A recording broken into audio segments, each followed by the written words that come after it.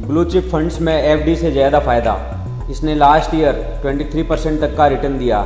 आइए जानते हैं इससे जुड़ी कुछ खास बातें। अगर आप कम रिस्क के साथ म्यूचुअल फंड में निवेश करना चाहते हैं तो आपके लिए ब्लू चिप फंड में निवेश करना सही साबित हो सकता है। इसमें कम रिस्क के साथ अच्छा रिटर्न मिलने की संभावना रहती है। बीते एक साल में ब्लू चिप फंड ने 23% तक का रिटर्न दिया है। ऐसे में अगर आप अपने निवेश पर एफडी से ज़्यादा रिटर्न चाहते हैं तो ब्लू चिप फंड में निवेश कर सकते हैं। आइए जानते हैं ब्लू चिप फंड क्या है। ये लार्ज कैप म्यूचुअल फंड ही होते हैं। हालांकि कुछ लार्ज कैप म्यूचुअल फंड ने अपने नाम के साथ ब्लू चिप भी जोड़ दिया है, जैसे Axis blue chip fund, ICICI Pru blue chip fund, SBI blue chip fund, Kotak blue chip fund या फ्रैंकलिन ब्लू चिप फंड।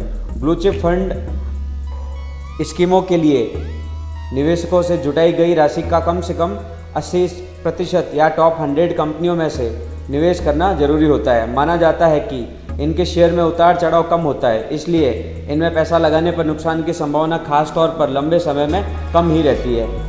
इसमें कम रिस्क रहता है और बेहतर रिटर्न मिलता है। ब्लू चिप कंपनी उन कंपनियों को कहते हैं जिनका आकार बहुत बड़ा होता है और जिनकी आर्थिक स्थिति मजबूत होती है।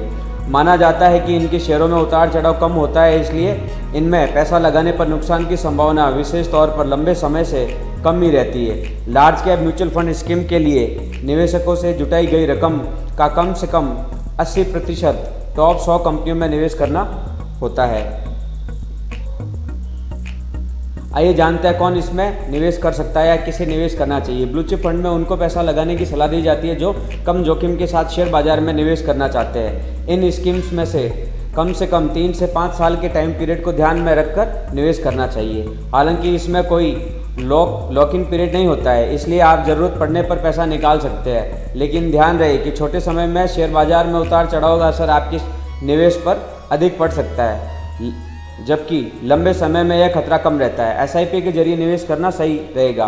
म्यूचुअल फंड में एक साथ पैसा लगाने की बजाय सिस्टमेटिक इन्वेस्टमेंट प्लान यानी एसआईपी द्वारा निवेश करना चाहिए। एसआईपी के जरिए आप हर महीने एक निश्चित अमाउंट इसमें लगाते हैं। इसमें रिस्क और कम हो जाती है क्योंकि इस पर बाजार के उतार चढ़ाव का असर नहीं पड़ता है। इस वीडियो में दी गई जानकारी आपको कैसी लगी कमेंट करके ज़रूर बताइएगा।